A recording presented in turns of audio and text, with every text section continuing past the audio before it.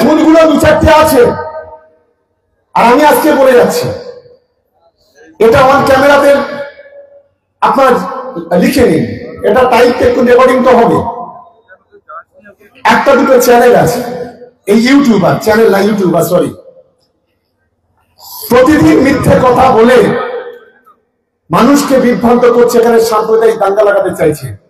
আমি বলবো যেখানে পারবেন এখানে এদেরকে কেলাবেন, তার জন্য যা হবে আমি আছি মতো, আমি তোমাদের পাশে থাকবো।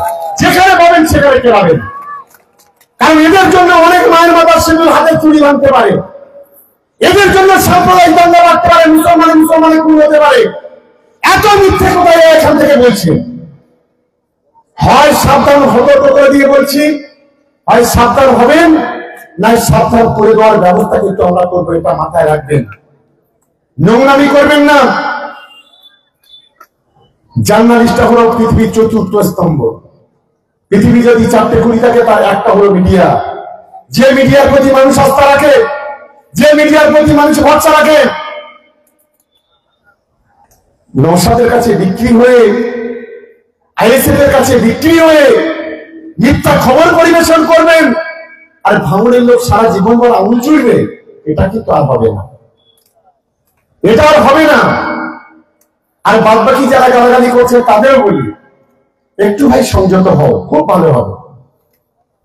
তৃণমূল কংগ্রেস আর শাখা সিঁদুর পরে শাড়ি পরে চুরি করে বসে নেই। ভাঙড়ের তৃণমূল কংগ্রেস কিন্তু তৈরি, এটা কিন্তু মাথায় রাখবে। এটা আমি বলে দিলাম আজকের প্রকাশ্যে দাঁড়িয়ে।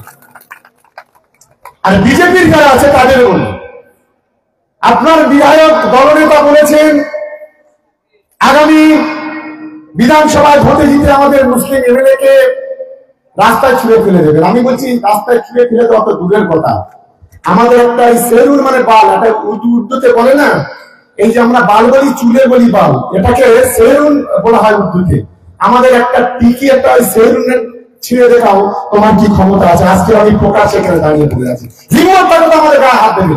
আমাদের তো দূরের কথা, একজন সংখ্যালঘু পরিবারের গায়ে হাত দিয়ে শুভেন্দু অধিকারীর মতো যদি বাপের বেটা হয়, ও যদি ওর মায়ের দুধ খেয়ে থাকে, একজন যদি ওর বাবা যদি সত্যিকারে জন্ম নিয়ে থাকে, বাংলার একজন সংখ্যালঘু মুসলমানের গায়ে হাতে দিয়ে কত ধানে কত চাল, ওকে সুদে আসলে কয়েক ঘন্টার ওকে বুঝিয়ে দিয়ে আমরা ছেড়ে দেবো। এত বড় অন্তত অনেক খেলা হয়েছে। তোমরা অভিষেক বন্দ্যোপাধ্যায়ের নামে CBI, ED, income tax, NIA সবকিছু করেছে। তার ওয়াইফকে করেছে, তার মেয়েকে করেছে, তার বাবা তার মাকে পর্যন্ত একটা পর একটা করে ফেলেছে। আমাদের কেন সিবিআই নোটিশ দিয়েছ? টিকি ছাড়ার ক্ষমতা নেই, টিকি ছাড়ার ক্ষমতা নেই। আমরা হলাম মমতা বন্দ্যোপাধ্যায়, অভিষেক বন্দ্যোপাধ্যায়ের অনুগামী।